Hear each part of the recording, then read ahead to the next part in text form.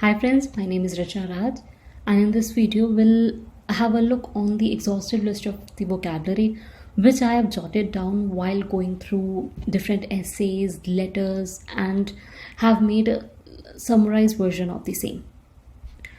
For instance, if you need to give an example, be it your letter, be it your essay, you can use for example, for instance, namely, and out of these my favorites are for example and for instance.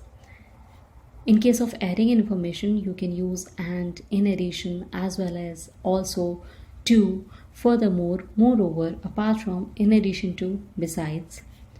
If you want to summarize some of your content, as in case of writing task 2, you can write in short, in brief, in summary, to summarize, in a nutshell, to conclude, in conclusion. In case of sequencing ideas, the former, the later.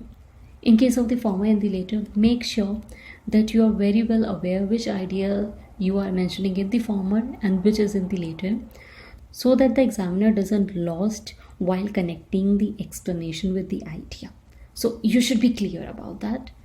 Then comes firstly, secondly, finally, one of my favorite. The first point is lastly, the following. For giving reasons, you can use due to the fact that, owing to the fact that, because of, since, as. For a result, therefore, so, consequently, this means that, as a result.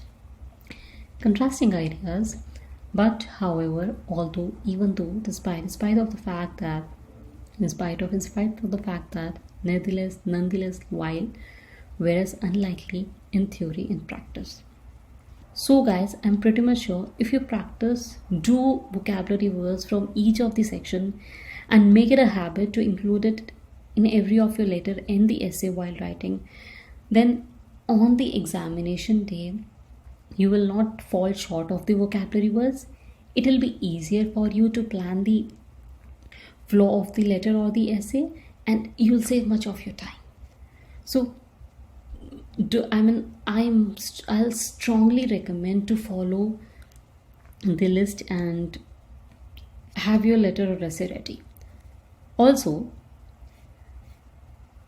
I have summarized few of the expressions which are commonly used in the letter, and this list is not exhaustive. You can add as much as you want, but these are some of the common expressions and you can follow them to have at least 7 band in your writing section, apart from those linking words which we just discussed.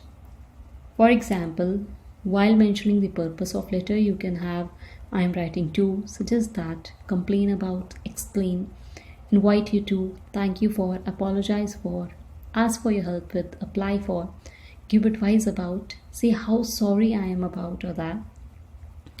For a polite request, you could say I'd appreciate if you would or could. I'd be grateful if you would or could. Saying no, I'm afraid that, I'm sorry that. Ending, I look forward to hearing from you soon. This is one of my favorite lines I end up using in almost every letter. I hope to hear from you in the near future. Formal letter, I'm writing with regard to, in connection with. I'm writing in the hope that I'd like to express my concern about. Informal letter, it is lovely to see you and your family. Apologies for not writing so long, but I have been really busy. It was great to get your postcard. I'm thrilled to hear you are. It's been a long time since we saw each other. As I've already mentioned, this is not the exhaustive list of the expressions which are used in the letters, but these are some of the common expressions, and you would certainly find a few of these expressions in every second letter. So again, pick whichever you like, make it a habit to write in every of your letters so that on the examination day, you do not fall with the vocabulary. You get the time to plan your ideas in the flow of the letter, and at least 7 band is guaranteed for your writing section.